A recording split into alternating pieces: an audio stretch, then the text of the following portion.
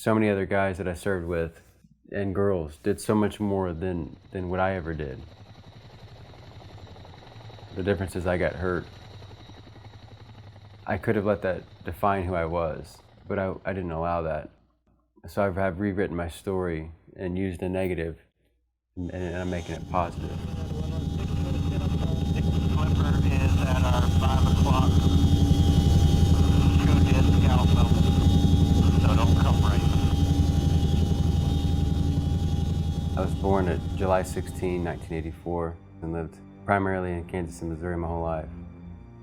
So I graduated in 2002. I didn't immediately enter into the military. I went to college for a couple of years. My brother was in the Marine Corps. I was going to follow his footsteps. But when I went to the Marine Corps, they couldn't guarantee me a job, a position. So I went next door to the Army recruiter, and I made it right in on that side. And so June of 2004 is when I enlisted in the Army. So at that time, I had a young son, and so I knew that I needed to be close. I wanted to go active duty. That was I was set on that. But knowing that I could be in the Army and it'd still be around my son, and that's why I joined the Army Reserve. I enlisted in the Army Reserve unit in New Century, Kansas. It's the Chinook helicopter unit. I was a 15 uniform is what I enlisted as, Chinook helicopter repairman. Basic training was in Fort Jackson, South Carolina. After basic training, you have to report to AIT, that's where your school, that's where I got my wings, and that was in Fort Eustis, Virginia.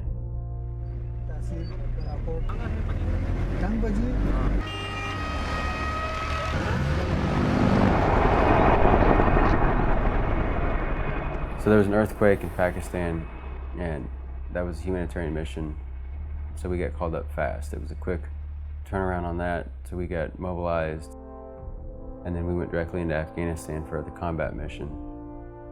It was the end of 2005 to the end of 2006. And then 2009 was Uganda, Africa. That was the humanitarian mission to Africa. So sometime before the Africa trip, I converted to the crew chief side of things. And so when I went to flight, I was Bravo Company 7 of the 158 Aviation Regiment out of Gardner, Kansas. The Chinook has 5 crew members, 2 pilots, and then 3 backseaters. I loved flying, especially night under goggles. That was my favorite thing ever. So we deployed in 2011 to Afghanistan in support of Operation Enduring Freedom.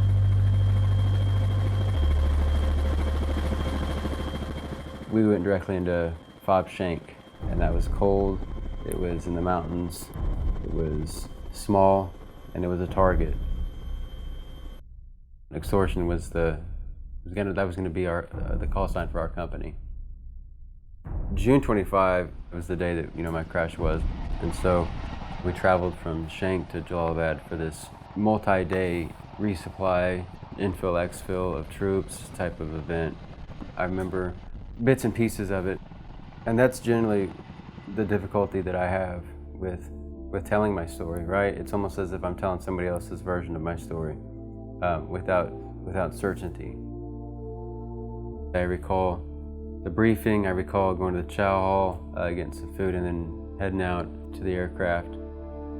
The 5 of us were out there, and we snapped some photos, and little did I know that would become like the infamous image for us and for the other Extortion 17 crash. The crew of the 5 of us from Extortion 17, we've got Brian Nichols, Kurt Kuykendall, Buddy Lee, John Brooks, and then myself, Zeke Crozier on the far right. The Chinook's, it's big, it's a target, and so we lived at dark. Plus, you want to get these guys when they're not alert and awake during the day. So we had some ground guys, infantry. The mission was to infill troops into LZ Honey Eater. It was really windy, it was really dark, zero loom, and you're under goggles 100%. It's a full house, and so obviously the Chinook has 2 engines.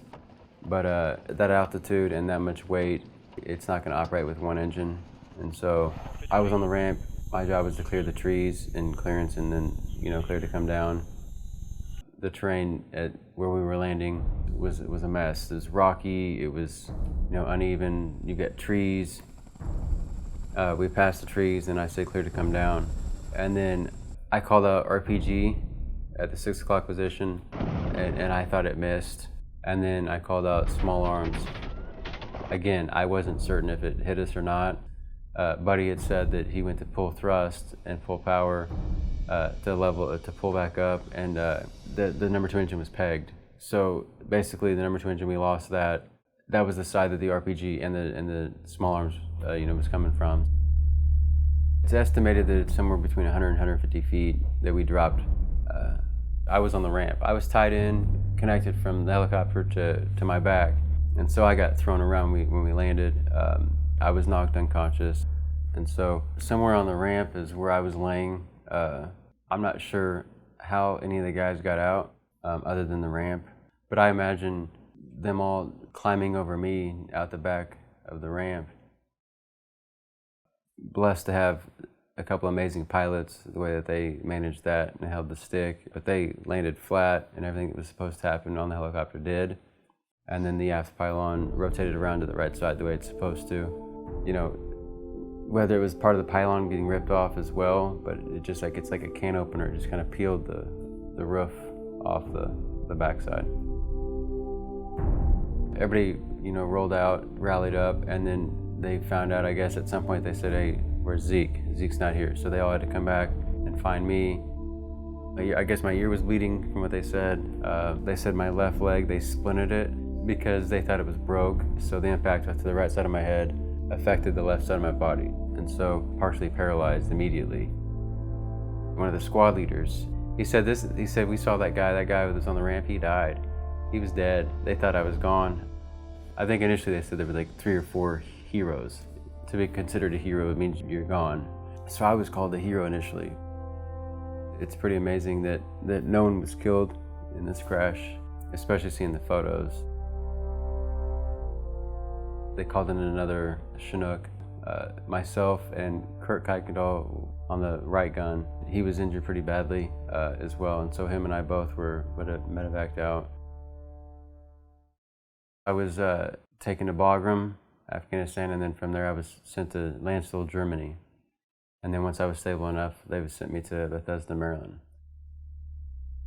When I was in Maryland, I was essentially in a coma. That's where Lacey and my mom met me.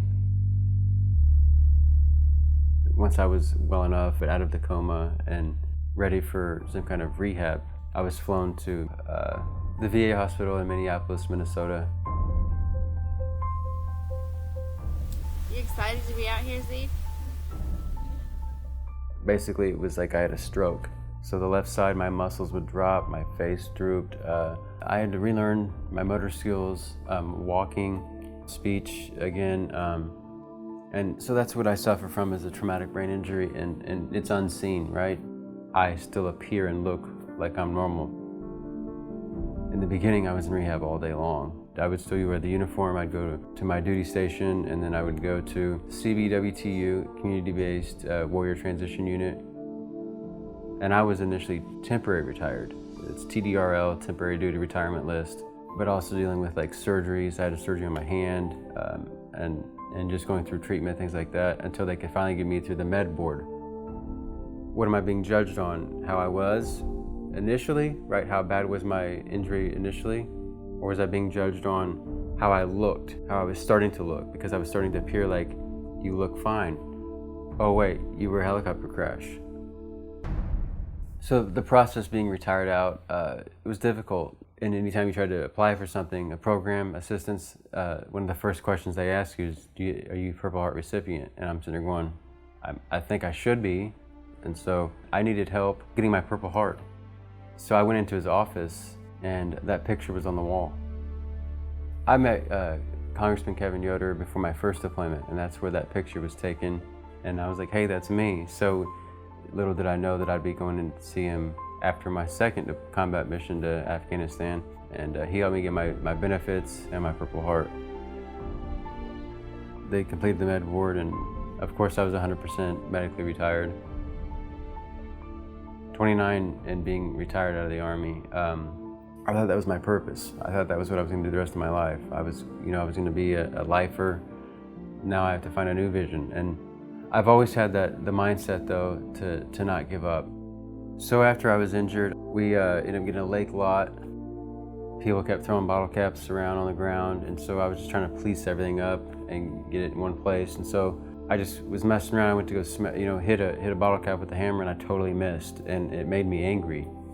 And then I realized it was making me hit a consistent location multiple times, and so I ended up smashing all these bottle caps. Nailed all the bottle caps down into this incredible piece of art, I suppose, if you want to call it that. I started messing with epoxies, and then I got into resins. I think it gave me a purpose. Handy Cappin, that came about because I was sitting in a handicapped spot with my permit and trying to put a name together, and the name came, Handy Cappin.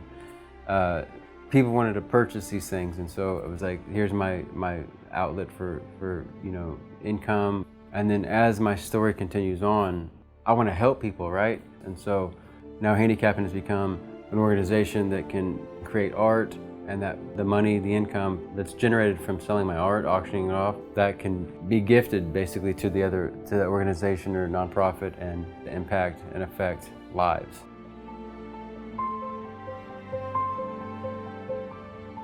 So Lacey and I met after my first deployment. So we had both of our kids. I've got 3. Our oldest boy is 16. Chase and Gunner, Lacey and I had them before my last deployment. When I got hurt, we weren't married, so she really didn't have any say. And so the obstacles that she had to overcome to get to the point of being with me in the hospital, but the fact that she wanted to be there and fought to get to that point meant everything. The joke is that it took me getting hit in the head for me to decide to get married. We were in Minneapolis is where we were at, and she signed me out on the sign-out sheet from the hospital. We went to the courthouse. So we got married in 2011 when I was in the hospital.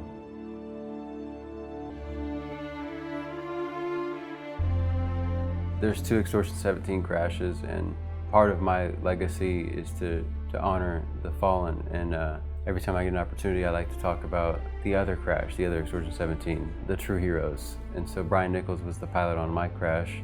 He was also the pilot in the other Extortion 17 crash where they were all killed. So that's a hard pill to swallow. I think that's why I have the passion to continue with what I'm doing now, and my art, and remembering them and honoring them any way that I can.